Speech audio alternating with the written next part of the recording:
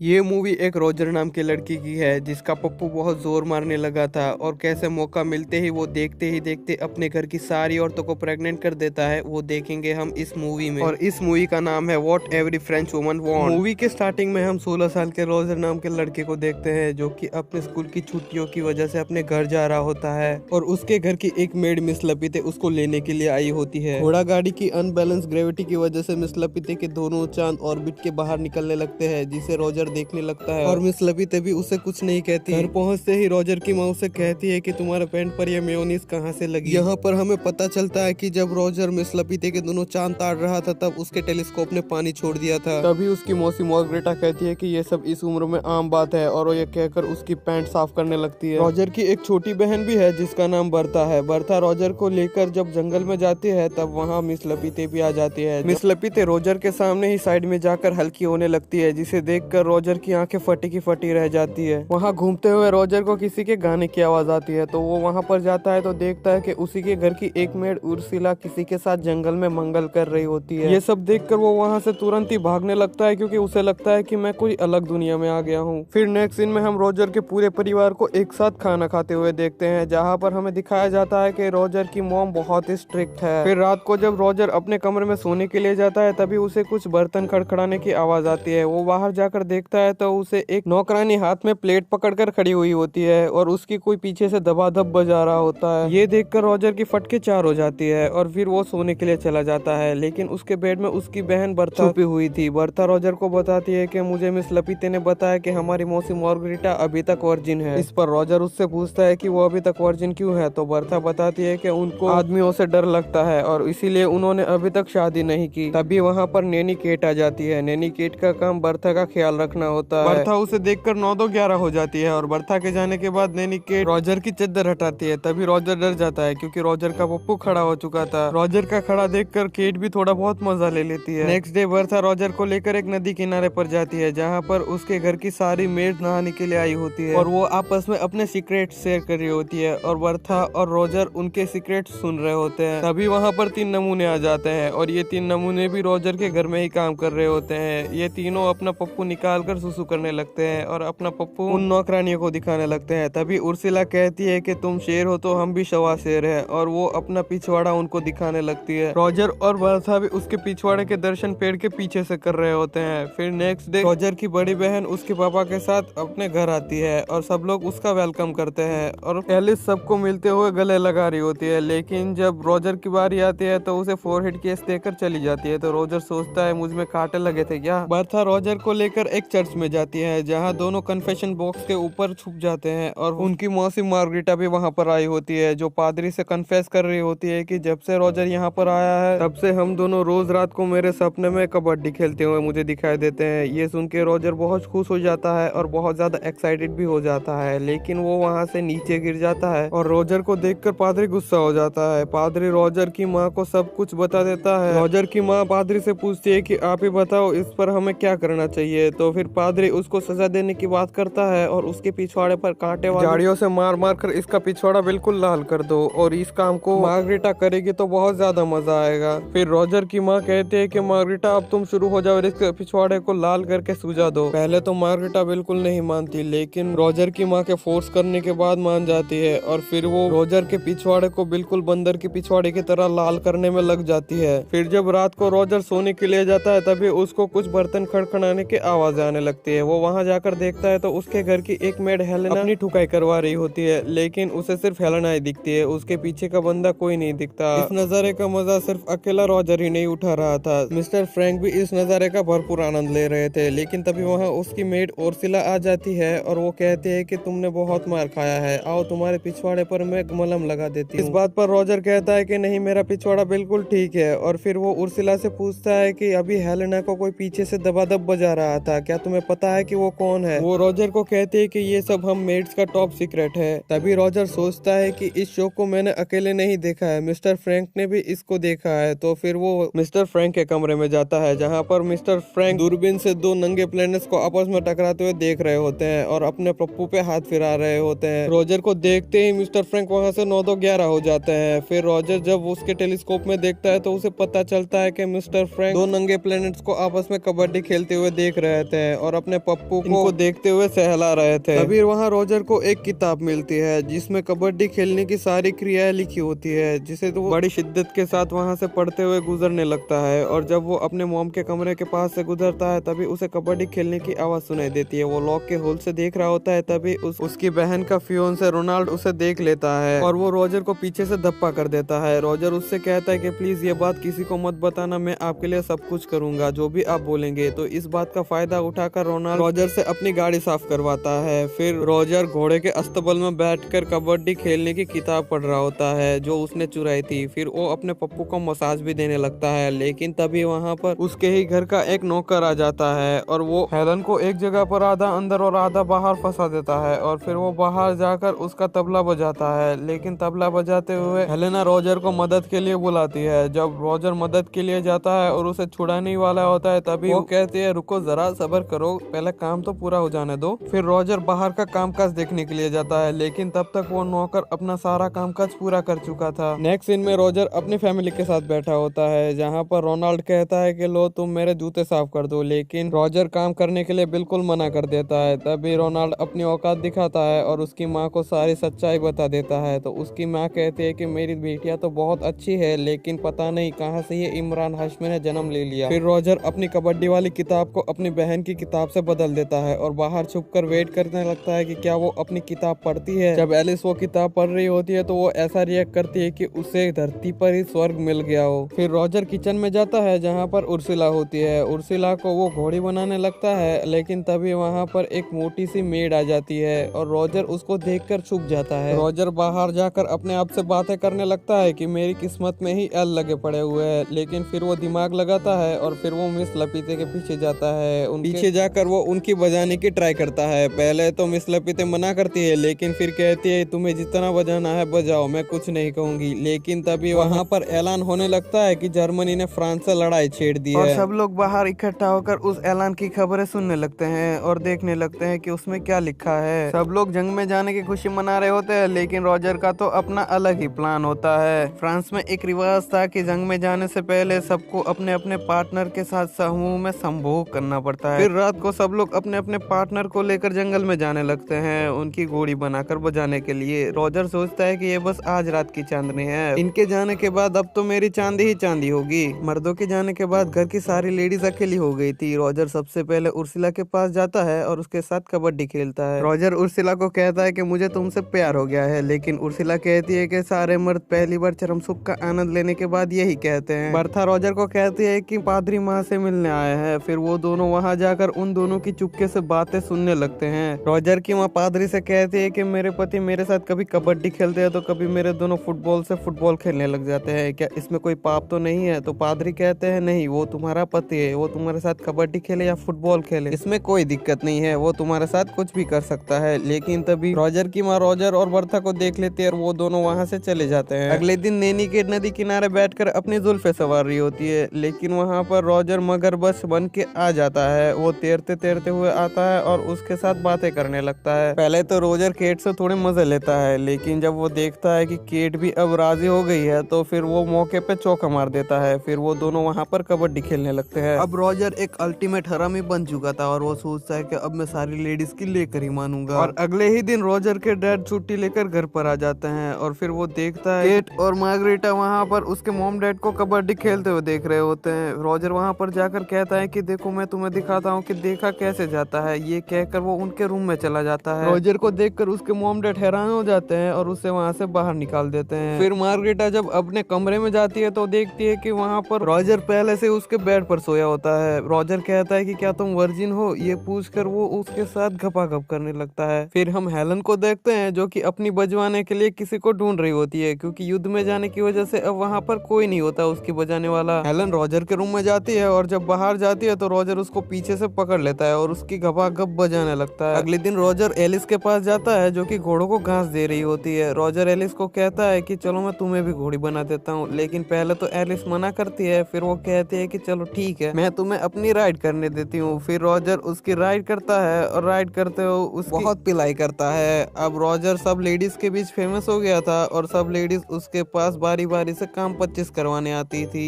ये सिलसिला लगातार कुछ दिनों तक चलता रहा। फिर एक दिन रॉजर की बहन एलिस उससे कहती है कि मैं प्रेग्नेंट हूँ और तभी रोनाल्ड भी वहाँ पर आ जाता है क्योंकि अब युद्ध खत्म हो चुका था। फिर उर्सुला और मार्गरेटा भी कहती है कि हम दोनों भी प्रेग्नेंट है। ये सुनकर रॉजर की फटके चार हो जाती है क्योंकि अगर उसके मॉम डैड को ये पता चला तो वो उसको नंगा करके बहुत ज्यादा मारेंगे। रॉजर मार्गरेटा से कहता है कि तुम एक रेड कलर की नेल पॉलिश लेकर आओ मेरे लिए, और फिर वो नेल पॉलिश अपनी बहन एलिस के बेड पर लगा देता है और वो एलिस को कहता है कि तुम रोनाल्ड को इस बार कबड्डी खेलने के लिए मना लो जिससे उसको लगेगा कि तुम अभी भी वर्जिन हो। और फिर वो अपनी मौसी मार्गरेटा को मिस्टर फ्रैंक के साथ शादी करने के लिए कहता है क्योंकि मिस्टर फ्रैंक उसका बहुत ख्याल रखेंगे। फिर रॉजर उर्सुला के पास जाता है और उसे शादी के लिए प्रपोज करता है, लेकिन उर्सुला मना कर देती है। वो कहती है कि मैं किसी और को पसंद करती हूँ। फिर उन तीनों लड़कियों की शादी हो जाती है और रॉजर के कांड के बारे में किसी को कानो कान खबर नहीं होती। फिर वो रॉजर उसी रात हेलन के साथ भी कबड्डी खेलता है। फिर सुबह हेलन उसे बताती है कि मैं भी प्रेग्नेंट हूँ, तो उस पर रॉजर कहता है कि मैं तुम्हारे लिए भी एक अच्छा सा भोला भाला बकरा ढूंढ लाऊंगा, लेकिन हेलन उसको कहती है कि मैंने सबके साथ गपागप किया है तो मैं ये इल्जाम किसी पर भी लगा सकती हूँ। अब यहाँ पर रॉजर की छुट्टियां खत्म हो चुकी थी तो फिर वो अपने पापा के साथ अपने स्कूल वापस चला जाता है और ये फिल्म यहीं पर खत्म हो जाती है। अगर मेरा एक्सप्लेनेशन अच्छा लगा हो तो प्लीज लाइक एंड सब्सक्राइब जरूर ठोक देना।